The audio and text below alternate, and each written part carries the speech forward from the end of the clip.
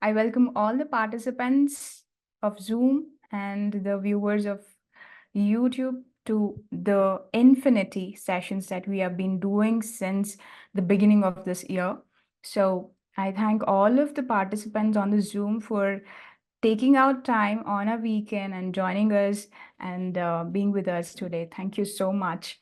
So, friends, infinity, as we have been always telling that what infinity is. So, infinity is the essence in which we have to be operating because we have been identifying ourselves with names, forms, belief systems, and we have been carrying a lot of identities like, I belong to this particular religion, I belong to this particular country, and my practices are like this, I believe in this kind of spiritual practices, I follow this kind of spiritual guru. So this kind of spiritual or non-spiritual identities that we are carrying, we want to make sure that in this session we just drop all that identities. So in the word infinity, we have dropped all the i's and we have put one, because when we drop all these identifications, we start operating more cooperatively with more inclusiveness, which will make us to feel that oneness. That is why we have put one instead of i's. So with that, this is a very safe space to be ourselves without identifying ourselves with anything and just enjoy being with our own selves. So today we have another wonderful speaker joining us. So I would like to invite Santhosh sir to our platform. Hello, sir. Hello, hi. Hi. Hi, Thank hi. you for welcoming me to the Yeah. session. Thank you. So before I get into that, I would like to give a small introduction about Santhosh sir. So Santhosh Kasagani is working in IT professional and he lives in Atlanta. So he has been meditating since 2008 and he shared his wisdom in spiritual workshops conducting in India and USA on various topics like productive meditation, lucid dreaming, and astral travel, which are very interesting. So let's get to know a lot more about it. And he's an active contributor for the activities of PSSM USA. So with that, let's welcome sir. Hello, sir. Thank you. Thank you for the introduction. Um, Hello, my dear friends. Um, I'm um, I'm very fortunate and I'm very honored to be here in the session and share my wisdom. I mean, share my journey in the session. Thank you. Thank you very much, my dear friends. To know the journey of Santosh sir into the meditation, because being an IT professional, young master, and that too, it's easy to see women numbers in meditation a lot, but young men getting into meditation is really interesting. So I want to know what exactly made you come into meditation. So let's start with so tell us, where are you from and a little bit about your education and parents. Sure. So, welcome back, my dear friends from your meditation. Um, it's about my journey. So I am from Andhra Pradesh, India. Andhra Pradesh, it's a small town called Eluru. If you know Vijayawada, it's close to that, right? Hmm. So if you ask me how I started my spiritual journey, so it started when I was I don't know my age. I was very little, but I remember this very clearly in my mind because it's still one of my favorite exercise that I do in my mind when I sleep, right? So when you're little, your elders, they used to they tell you usually, oh, don't go into the darkness. If you go into the darkness, someone comes and picks you up, they'll take you away, right? So they used to tell me the same thing as well. Then I felt like, who is that someone? No, it's not anyone from our family. Someone new will come. It's scary, dark, black, and he'll take you away. So don't go into the darkness. They tell you because you don't hit yourself to something in your dark, so you don't run fast, things like that, right? So they used to tell me the same thing. Then I had a question. see, we are like four people in this house, and if someone new is coming, that is new, right? We should see someone who is that new, right? Then I started going into dark place. I mean, people into the rooms where there is no light. Even though there is light, I used to switch it off and then go once again. And then I used to go use my restroom in pure darkness. I don't, whenever I wake up in the middle, I'm not used to switch on the light and go in. I used to go into the darkness because we know how to use the restroom, right? So we have that muscle memory or whatever in the mind. So I still used to, I used to go into the restroom without any light or anything, and I used to wait for someone that comes and takes me, take me to some other world. And then I go back to my bed and lie on my bed, and secretly, or if no one's in the room with me, I used to say it out loud. If anyone's in this room, because it's purely dark, no one can see you. Don't worry, come out. No one talk to me, and no, no one used to come out. Okay. Then the next level, okay, I think you are shy now. Let me put my blanket on. Okay, no, no, close my eyes. Now I closed my eyes. I cannot see you. Now you can come and talk to me. Still no one. Then I use my blanket, close my face. See, I'm completely safe and secure inside a womb like a blanket. I wrapped myself in a blanket. I cannot do any harm to you. I used to assure that entities, Mm. now you can come and talk to me. And like, no one used to come. So I felt like this is some nonsense they told me. They told me someone will come and take me away to some other world or some other places. No one's coming and taking me. So I think there is something wrong with this. Okay, that was initial memory, or something I used to do. So I started liking a pitch black darkness, and that was my memory. And then my after after that, I watched a lot of movies, especially spiritual movies like Rama and Mahabharata. So in Ramayana movies, right, there are a lot of movies on based on Ramayana, right? Usually when there is Ram Navami, they play a lot of Ramayana movies, right? So in Ramayana movies, right, Ramana, he used to sit and meditate, and he gets all the boons, right? Um, so I wondered, even though he's a bad guy, he's getting something. If he sits and closes his eyes and he meditates, he's getting something. Now I'm fascinated, not just because it's spiritual science, it's a study of soul, nothing. It's no, just purely to get something. I wanted to meditate. I wanted to close my eyes, so someone will appear in front of me and they'll give me. So I used to imitate that sequence. Like I used to be around, I used to some other rishi or yogi, and sit and meditate. Okay, after some time, I don't know what to do. I didn't know at that time. So I just used to close my eyes and sit at nights, because the yogis and all the movies in that yogis, they show it's all dark and everywhere in the night. They sit and meditate, and someone used to come, right? I used to sit for 15 minutes, half an hour, 45 minutes, no one, nothing happened. I got bored again. What? How? Say they said continuously for years and years and ages. Then I was like, okay, sometimes I used to get this zeal. Okay, let me sit in meditation until I get something. I will not open my eyes.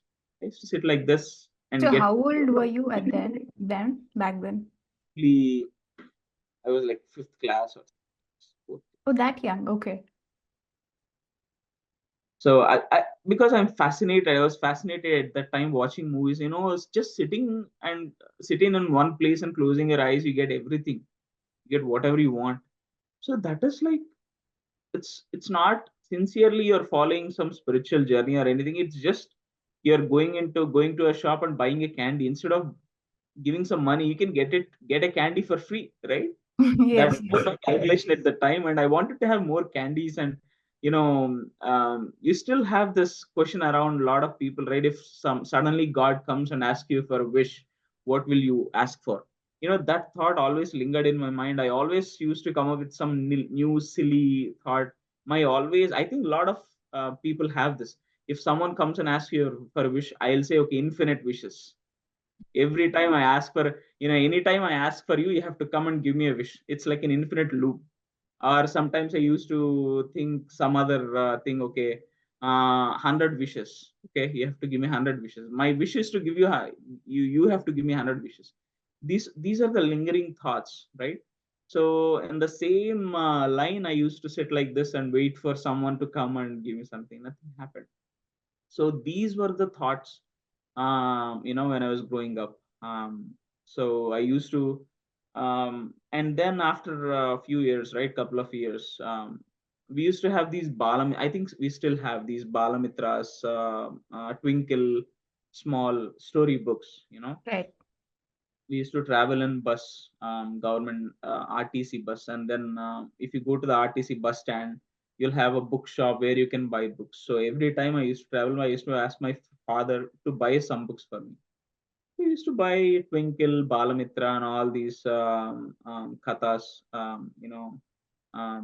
these storybooks. So one time I was traveling alone. My father gave me some money and to for the ticket, and also gave me some money to buy some books. Um, then I was traveling alone, so now I have a wide variety of collection. He used to only buy these Balamitras and all these small books. I don't have any other option at that time because he used to just buy and give it to me. I never chose from it. So now I am alone. I have money. I have the whole collection. Whatever I want, I can buy. So I was looking in the before I start my journey in the bus. So I some suddenly there is a small section of a collection that attracted my eyes. It's called Tantra Vidya. Okay. I felt like, okay, what is this Tantra Vidya? I studied couple of pages, and it suddenly showed, okay, this you do this mantra for 1,000 times or 10,000 times or 1 lakh times, you'll do whatever you want. This is very easy than sitting, closing your eyes and doing this thing. Okay, this is 1,000 times is nothing. Okay, 1, 2, 3, 4.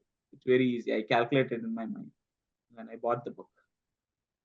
Secretly, I've hidden it. Yeah, I went to some other my grandmother's house, and then I came back, and my because I know my parents will object it looking at the book, because what's your age and what are you doing? Then I had the book with me, and then I secretly read it, and okay. So from all the mantras, I've chosen one mantra. There are a lot of mantras, I couldn't even pronounce properly, but still I chose one. Okay. Then I was used to secretly do it, before I sleep. That I was like what, eighth, ninth class at the time. Okay. And then there was a mantra that I'm supposed to do for 1,008 times. I did it, and I saw I got an experience because I was doing puja at that time, and then I put some prasad, offering. Okay, it's rub up. It's done with what do you call, suji, right? It Okay. gets hardened after once you put it gets hardened, right? It's not that soft.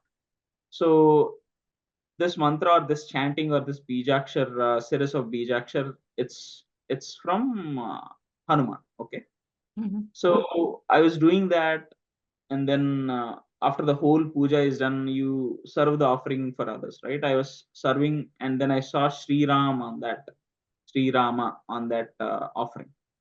That was the first experience that I got. Okay, now I have some proof that, okay, there is something with with these practices. Maybe it's mantra, maybe this chanting or meditation, something. There is something. Okay, I felt okay. Hanuman came and wrote the Sri Rama because I was the only one in the room, and I was the only one doing this chanting and everything. So that was my first proof, and that's how I started. Right. Now my so it started more and more these inkling or these thoughts regard about this spiritual journeys and meditation, or what, especially the fruit. What is the fruit once we do this? Not about the journey, especially because at that age it's all about what you get when you do it, right? So in my 11th, 10th, 11th class, I've always moved places from one place to another, so I still feel like wherever I'm staying, it's not my place. There is I feel like I'm always traveling. So till 10th class I was in one town, and 11th and 12th in some other town, and my bachelor's in Hyderabad and master's in US. It's all continuously I've been moving. So in 11th and 12th, I moved to a hostel. No, it's a college, 11th and 12th. So there, so at that time, it was in 2007, I guess, 2007, 2008. So um, my mom and my aunt, especially, they started meditating. Okay, they found PSSM and they started meditating Anapanasati. They were having super great experiences, amazing experiences. Now they started poking me. They started pestering me. So whenever, in hostels, it's not like those days, right? You have some, you don't even have cell phones. You have to go to a booth, and you get a break once a day. That's all, just to 15-20 minutes. You just you get to have some snack and phone, everything in those 20-25 minutes, something like that. So every time after my mom and my aunt started meditating, they got some experiences, and they're now fully into it, fully committed to it. And every time I call them, they used to ask me, Did you meditate? Can you meditate now? Let's meditate for 5-10 minutes and sit at the phone booth and meditate. What the hell is this? I mean, I just had 15-20 minutes of break, and you are asking me to meditate instead of asking me how I am. So they started testing a lot. I thought this will not work on me. So one time I told my mom that I have headache because of study hours. You have to wake up a little early. So she asked me to meditate. That I understood, because you have headache, because it's head, you relax, the headache will be gone. So it's a good logic. I said, okay, I'll meditate. I tried it. It was okay. I didn't feel much. And then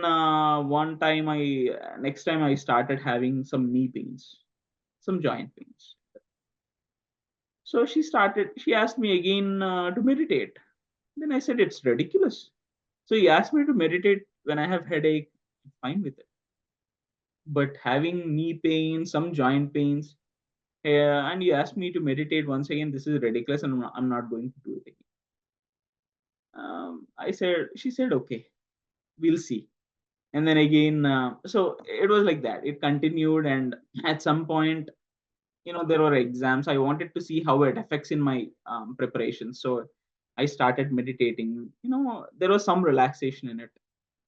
So um, after these 11th and 12th, right? Um, so I have to choose my college, which college I have to. So this is where a good turning point that happened in my life. So I'm supposed to choose some other college, but at the same time, my aunt, who started meditating with my mom, she lives in Hyderabad. So I got the college in Hyderabad so I can stay with my aunt, but I was trying for some other college in Vijayawada, which is very far, like 5 hours far, 5 hours distance from Hyderabad. But I got sick. I mean, I was supposed to go to the same day and get registered, or else the chances will be gone. But the 8 hours of the time where I was supposed to go and register for college in Vijayawada, it's with completely new, strange people. I have to stay in hostel and everything. I got sick. I was not able to go to and register. Exactly by 5 p.m. the registration is closed. I was relieved. It was like magic. I got sick, all vomitings and diarrhea and everything, a headache, fever, everything. I got everything in that same 8 hours of period. And by the 5 p.m. at the same day, the registrations got closed. I got relief. So I had to choose Hyderabad College. Then I moved to Hyderabad, and I stayed with my aunt. She's very, very spiritual. She meditates every day, 3 to 4 hours a day. Okay, she stays in Kukatpalli. I started living with her for those 4 years. Because of that, I got a big exposure with all the meditators, all spiritual people. So that's when my meditation journey started. And I started because she started meditating. She meditates every day. And then I wanted to see how it affects. So I just gave it a try, my honest try. And I started meditating, and I started getting some experiences, my dear friends. This is the turning point. I felt like someone or something that has, they have driven me in that direction, because I could have gone to some other college, some other place, and stayed with friends and enjoyed. Maybe some other time, I could have taken these directions, but I felt like I was driven to this place, to my aunt's place, where she meditates a lot. There are a lot of meditators that comes to her place, and she goes to their place. And now my only entertainment was to meditate, to be with people and talk to people who meditates, right? So at the same time, there is a one great group of people I met in the same meditation people. I think you remember, you all remember a group called PIMA, Pyramid Young Masters Associations, right? So still, I at this point I was still meditating here and there, but I was not that interested. Okay. So what this group used to do, they used to go to second show, okay, movies, second show at 9 o'clock, and they used to drag whoever they find, people at the same time. Okay, hey, what are you doing? "Okay, you're free. Okay, let's go to a movie." They used to take everyone to a movie and come back by home at 12 o'clock. Not everyone, they not disperse it at one place. We used to gather and meditate at 12 o'clock till 1 o'clock, 2 o'clock. We meditate. We used to meditate and go home. So at this point, I didn't want to meditate more, but I just wanted to go to free movies, because they used to pay everything for me. Not nothing from my pocket money. So they used to take me to movies with them. And so for movies I used to go with them, but I had to meditate as well. So I started having some regularity in my in my meditation. So I started getting more and more experiences, and I felt good. I felt relaxed. I more some more experiences along the way. So that's how actually I felt like I'm a meditator. I felt like, okay, now I can meditate. Now I can feel happy and relaxed whenever I want. That's the time I felt like. Even though I started my meditation in 2008, but 2009 was the serious period. I started my meditation, my reference. Okay, this is how I started my meditation, but especially the favorite topics of mine, astral travel, I would like to touch how it started, and lucid dreaming, how it started in my life. So, uh, I think you know a master. You all know, if you are following Anapanasati. His name is Prabodh Achyutananda, right? He Yes, yes. conducts a meditation session called Gudakesha, right? Okay. So one day in 2010, I guess, I was at home, summer holidays, nothing to do. So one guy knocked my door. Okay, he said, "Hi, I'm here to drop a book for you." He said, "For me, I don't even know you. Why are you dropping a book for me?" "No, it's not for you. It's for your aunt. I came to see your aunt, but I just wanted to see you as well. I got to know you are here." I said, "Okay, hi, welcome." So he gave me a power of subconscious mind. Okay, I think it's by Murphy. He said, "Okay, you read this book and you'll understand how your subconscious mind works and everything." I, it's strange, someone knocking your door and giving a book and dropping a book and asking you to read it and just going away. That was Prabodh Master, by the way. So, and then I read the book and I met him again and again. We used to started hanging out a lot, at least 4 times, 4 days a week, and sitting in meditation.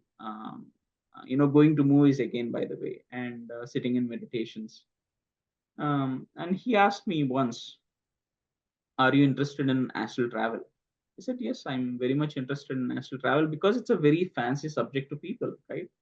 So it's again like movies, right? You come out of your body, you go here and there, you see things, and it's a fancy subject. I said, "Yes, I'm very much interested in." So do you want to teach that? See, I'm interested in it, but I don't know how to do it or whatever. I just know how to meditate. How you're asking me to teach it? No, no, I will give you tips how to do it. I'll give you tools what needs to be done. So will you able to do it? Are you interested? I said, "Yes." Then we started meditating in the evenings and the nights. And so at one point we were meditating together at night. So he said, "We let's have a goal in 20 days, 15 to 20 days. Let's have an astral travel first session, first in person workshop in Hyderabad in Kukatpalli. I think no one has done that for free at least. Let's do it." Because he's a grand master in astral travel and lucid dreaming. But he asked me, "You have to be a co-speaker. Somehow I want you to." I said, "Okay, let's do it." He said, "Let's train for it. Let's dedicatedly meditate for that purpose only." So we were meditating at one night. He said, after meditation, he said he got an experience. Wonderful. Okay, what is it? "I got an experience regarding you," he said. "Okay, you got an experience about me. Okay, wonderful. What is it?" He said, "In astral travel, there are masters in astral world specialized in facilitating astral travel. If anyone wants to meditate and come out of their body astrally, so they'll take care of you. They'll take care of your astral journey. And if you're trying to do astral travel, they'll help you also." So those masters came and they kind of trained your astral body in that meditation. That's what he told me. And they expressed that you'll do a good astral travel, so don't worry. So they gave an assurance that I'll be a good co-speaker on astral projections. So I was happy. But somewhere I was like, why didn't I get this? I mean, you got it. That is good. You have a proof, but I don't have it yet. And okay, we still continued our meditations, and I started having lucid dreaming. And through lucid dreaming, I came out of my body. I started having out of body experiences. So that's how I started my journey in out of body experiences, astral travel through lucid dreaming, and also through normal astral travels. So my dear friends, I understood here. I wanted to stress this point here. So what I understood in my journey is still now. So no experience. I mean, you don't have to. If you're not doing astral travel, if you're doing astral travel, if you're having visions, if you're not having visions, it doesn't matter, right? If you have an experience, you welcome it. So it's not great, or it's not something special that you are doing astral travel. It's not something special you're having visions. It's not something special you do. Because if you start chasing behind some experiences, you'll get tired of it. That's what happened in my journey. I'll come to the point. I'll come to that point as well. I think we just have 20 minutes more, I guess, right? Yes, yes, we can go on, Santosh sir. I was just interested to know, like, as a kid, Right, you were already a spiritual scientist because you didn't believe that in the darkness someone would come and take you. You wanted to experiment and see if is that real. So right, your belief system didn't just take the words of your parents. You were right, experimenting, and of course, as you were quoting that, how you came into meditation and how you got into the regularity of meditation right, brought you into the path of exploring other dimensions of astral travel and lucid dreaming. And I'm very right, sure that your scientific temper to experiment with lucid dreaming and astral travel would be really interesting because you're not a person who will just simply believe it, right? Because as a kid itself, you were not believing it. So right, so, I know the curiosity will be there, but what exactly I understood that the journey, how the master came into your life and he asked you to take it to teaching when even you right, didn't know about it. But right, uh, yeah, we should we be actually going behind the experiences? Because when we talk about these astral things, as you said, it is very fascinating, very fancy right, thing, and we want to right, experience it. And till date, I haven't got any such experiences, but I'm sticking on to Anapanasati meditation itself. right, right, So please tell us that the reality of these practices. right. So from my experience, right? So whenever, I mean, in earlier days, so whenever I sit in a group, we used to meditate for like what? So there is like, for example, 2 hours of meditation.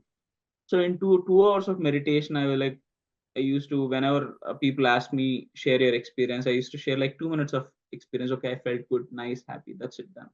Some people, they come late and they sit for 20 minutes, just 20 minutes of meditation, and they explain, they give 2 hours of experiences. I used to feel like, okay, this is, come on, this is, I'm not going behind. I don't want to. So, so I felt like I want this. I want to see. I want to see a proof.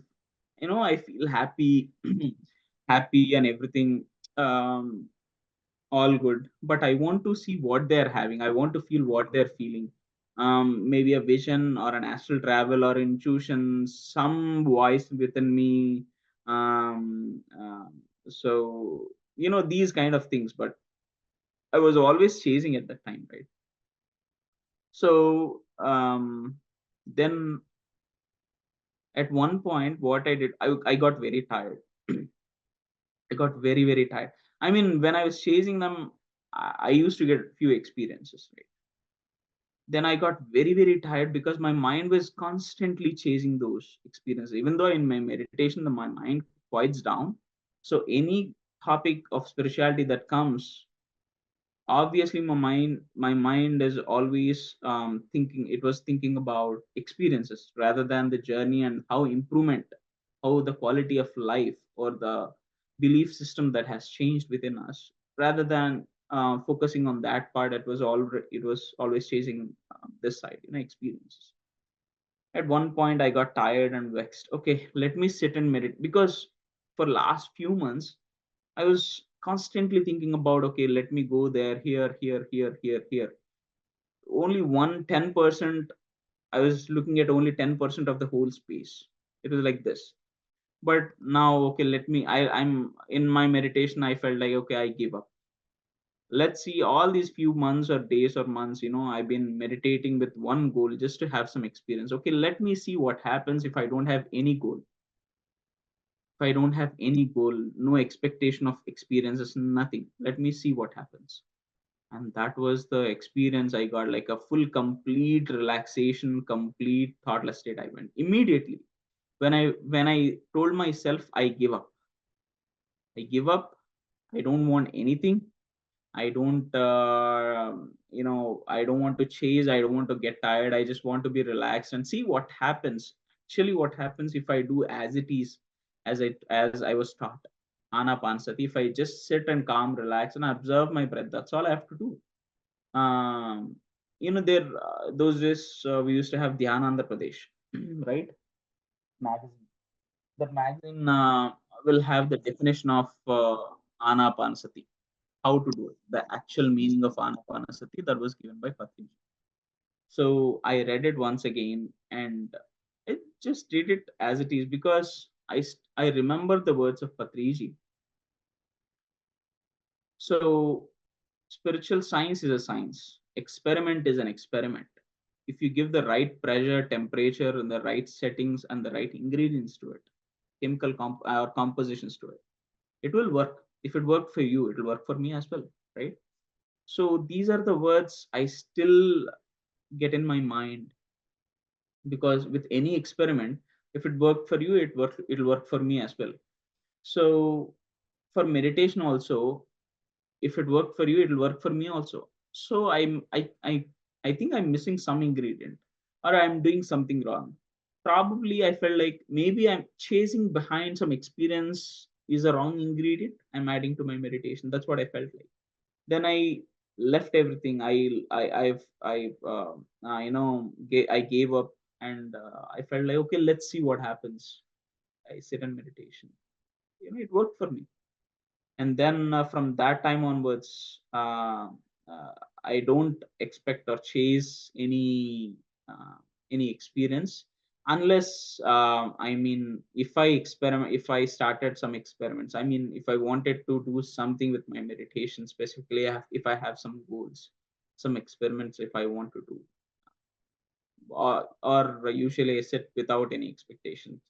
It's like you're not tied anymore. Right. It's like Patriji says, right? Or any spiritual master says, you know, even gold cuffs are also cuffs, right? You're still binded. You're still tied to some other pole. You think it's gold, but still you're tied down. You're hurting yourself. So no tying, no cuffs or no chains are good rather than having gold chains. Very true. Very true. And also, so you said that one of the topics that you also teach is productive meditation. So what exactly you mean by productive meditation? Is it something related to the productivity in the work, or what is it? Um, Not productivity in the work. I mean that's a byproduct of meditation, obviously, right? So when I finished my masters, I was looking for jobs, right? I had a big break of meditation. I didn't do meditation much because I was focusing on my jobs, my interviews, and all that. I had a big break, and once I got a job, I had to focus. I had to work more to prove myself initially. So I didn't meditate much at that time. So previously I used to sit for 2 hours and still be okay. 1 hour, 2 hours, I was still okay.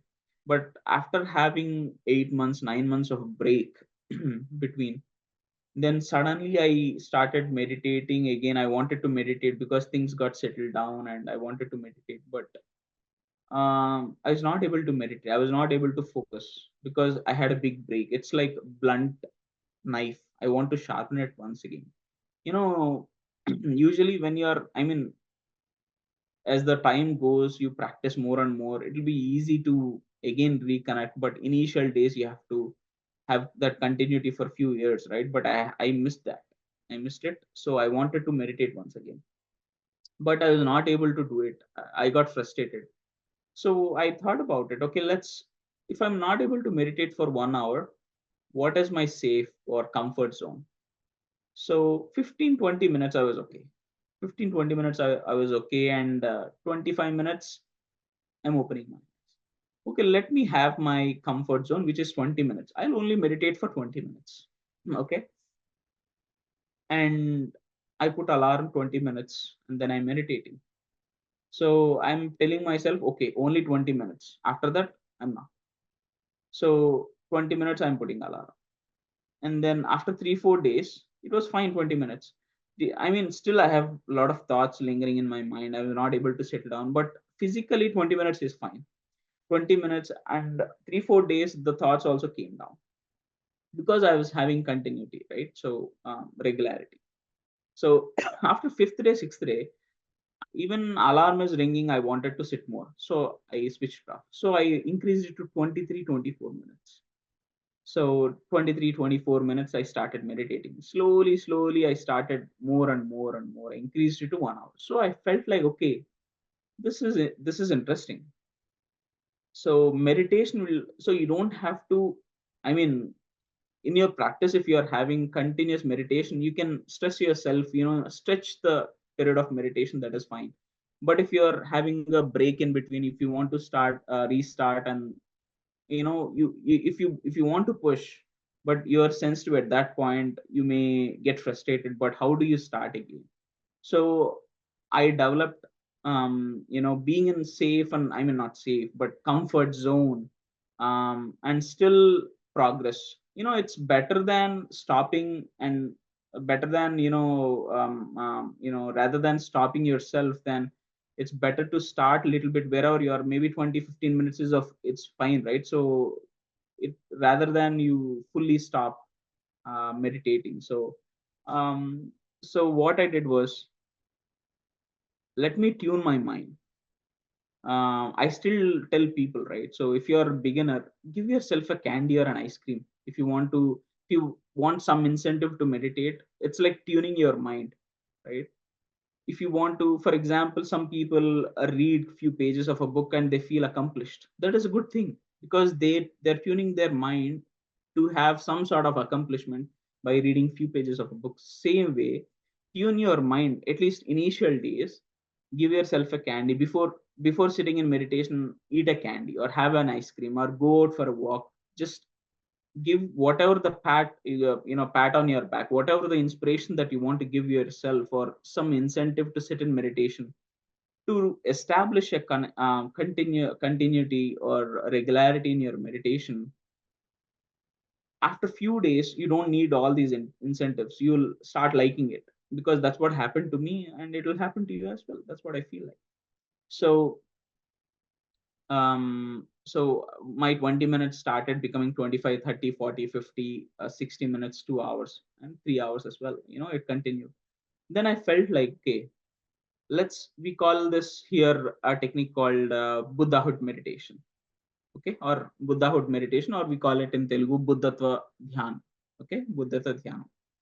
So we asked people, will not do anything. I mean, we'll not scare you with meditation of 30, 40, 1 hour, especially in US, right? Meditation, the concept of meditation is always like 5 to 10 minutes. Now it's improving, by the way. Previously, it was all 5 minutes of Zen, or 5 minutes of meditation, 10 minutes, and then you're good for the day. And you declare yourself a meditator.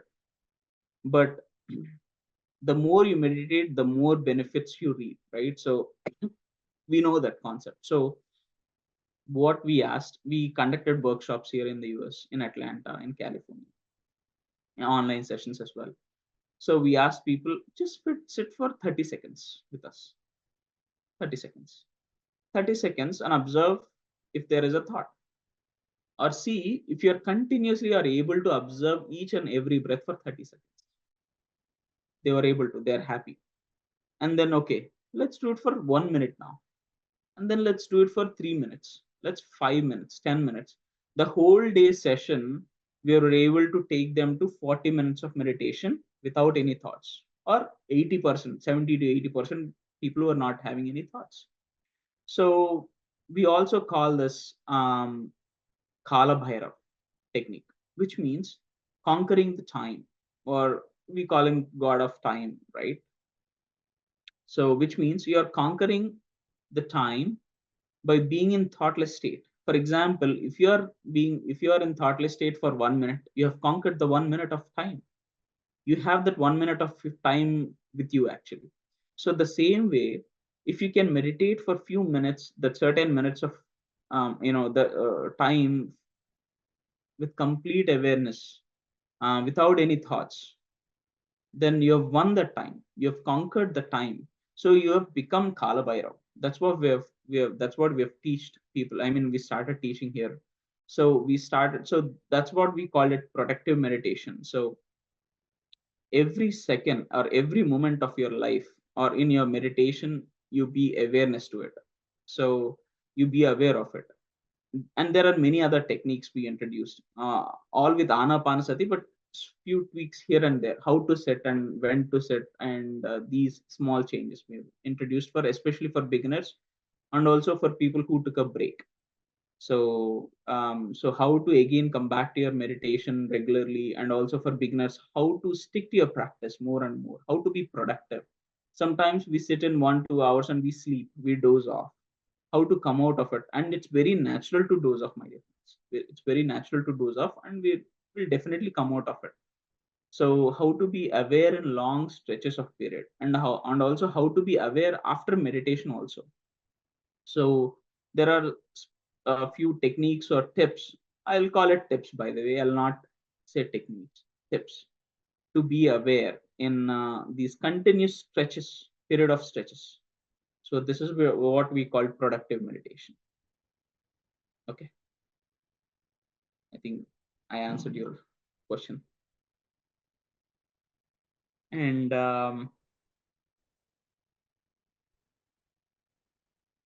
so Yeah, my I'm so sorry. There's a power cut here, so I had to drop off. I'm really sorry. So thank you so much for clearing the doubt. I mean, clearing that answer question is.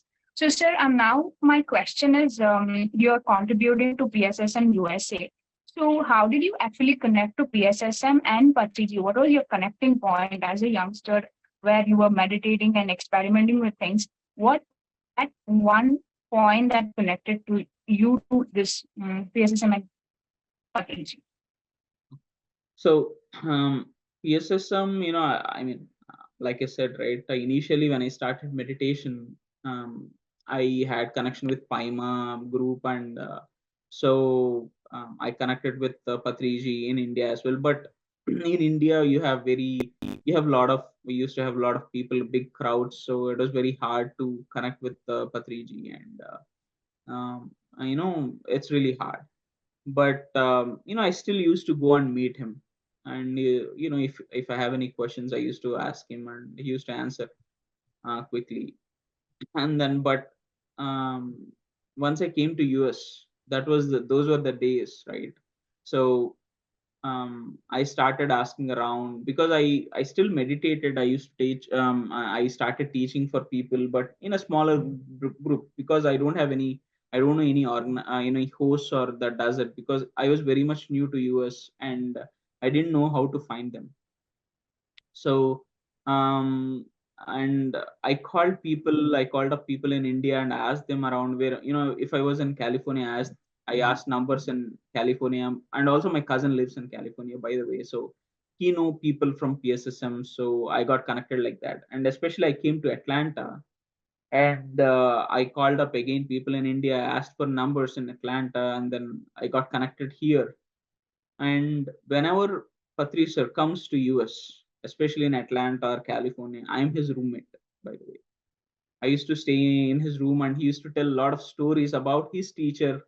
In the nights, we used to sleep. I used to sleep on the floor. He used to sleep on bed, and yeah, until we fall asleep, I used to ask him questions. He used to tell stories about his teacher, and how he went through, he was going through his journey.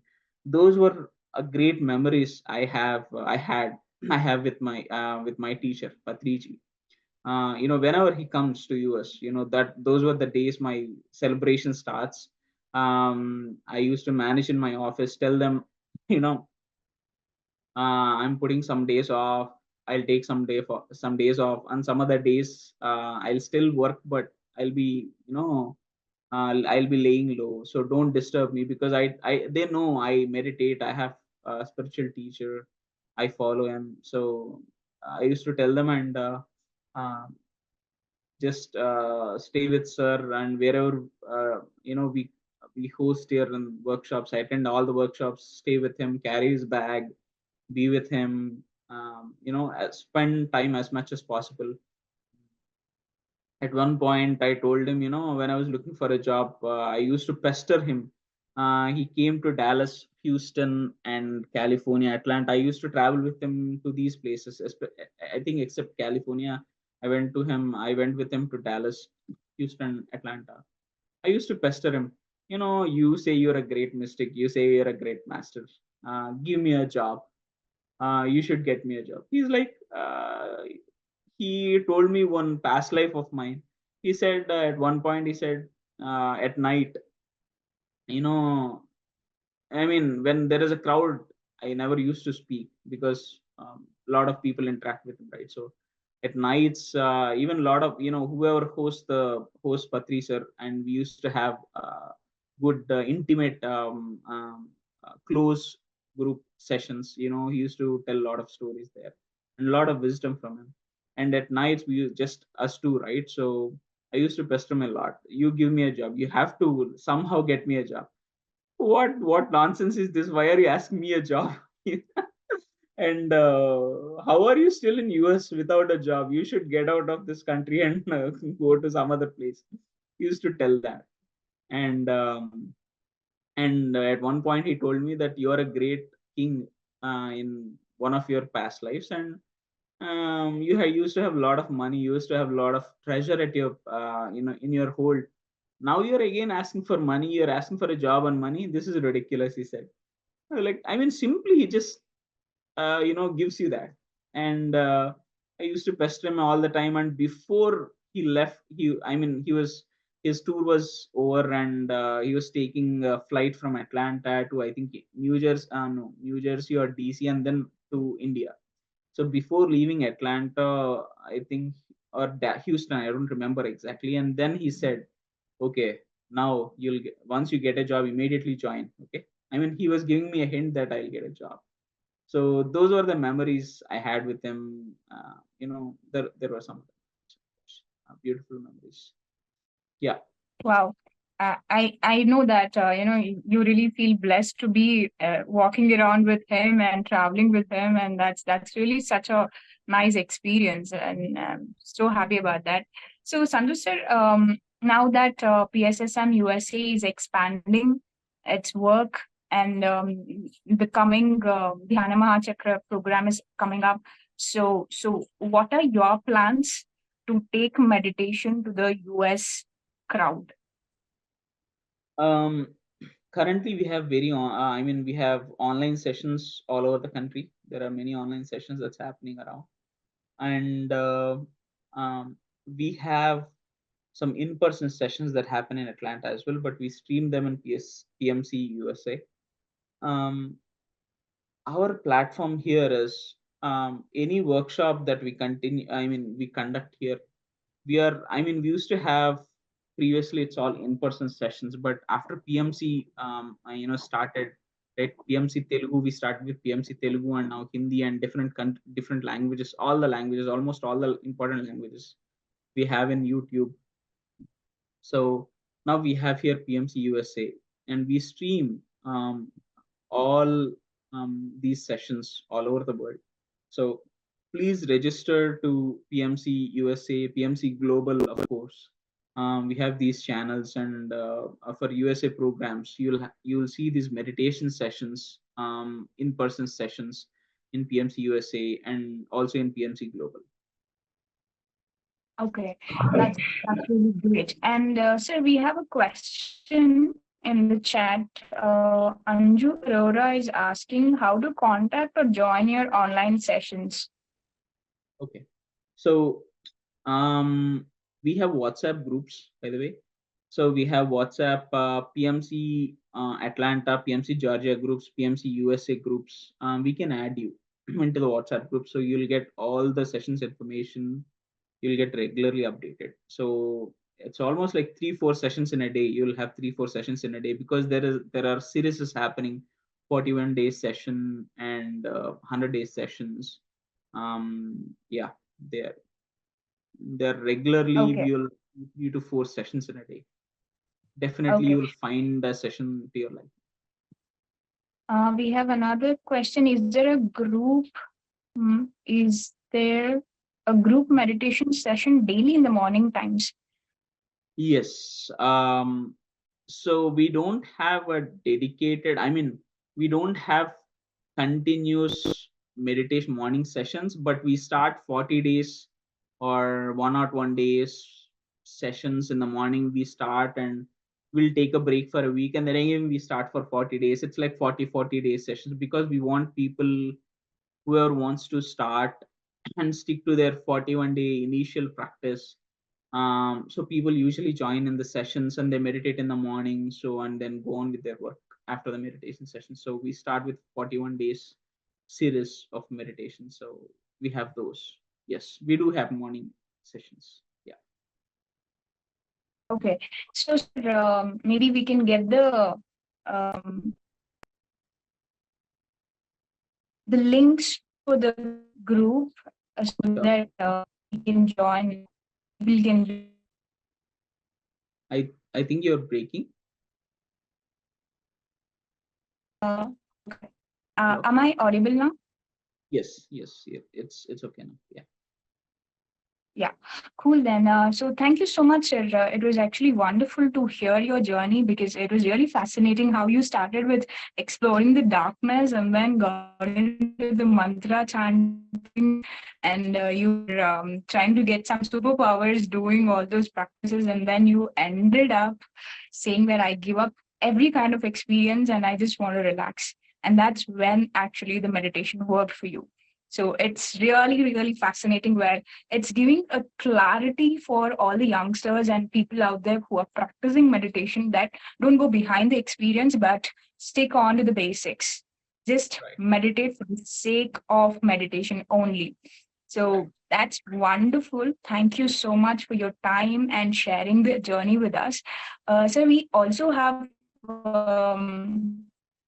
Sharma sir from Omega Community. He's our sponsor for the program. So if we can have him talk about session, it will be great. Sharma sir, can we unmute sir? Hi, thank you. Thank you so much, Prithvi. Hi, Santhosh. Hello, hello. Hi. Hi. So I live in Dallas. So Yeah, you might have I heard of. met you. I saw you in Austin. This last 2 weeks back, that mini Yes. DMC was. Yeah, Uh, I think I saw you, and I think I saw your presentation as well. Your talk about Omega meditation. right. Yeah. Thank you so much. So yeah, actually, I'm looking for young, dynamic people like you Thank to Yeah. to be with this pyramid team, so we Sure. can all work together and bring it to fruition. Right. Sure. Yeah, sure. I will be in touch with you, Santosh. Definitely, sir. Definitely. Yes. Yeah. Thank you. Yeah, and we are also doing this 108 days meditation with 108 masters for Right. the intention meditation for Omega Pyramid. Right. So I will be, we'll be very happy if you can lead one of the days meditation for that. Definitely. I'll be there, Sure. sir. Definitely. Sure. Sure. I will get in touch with you. Thank you so Yes. much. Thank you. And your session today is very means you emphasized how to means just to get to the basics. Right. That is most important. That is the greatest message. Yeah. Great. Thank you so much. Thank you. Thank you, Prithvi. Thank you all the team, Infinity Thank you. team. Thank you, sir, Sharma sir. It's wonderful, coming up with a project like Omega Pyramid where people will come and meditate and spread the word of meditation. And that's a great project going on in US where it'll help people to spread the meditation.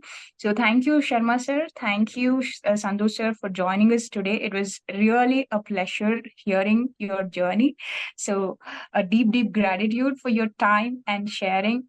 So I want to thank on behalf of all our partners of the program, which is IFSS and Shambhala from India, Breath Universe from Australia, Beam from Germany, and Omega Pyramid community, and also Meditation Magic from USA. So thank you so much, and also thanks to the live streaming partner PMC English. So thank you so much. We will be meeting again in the next week with a new master. And today it was really wonderful listening to Santhosh sir. Thank you so much, sir.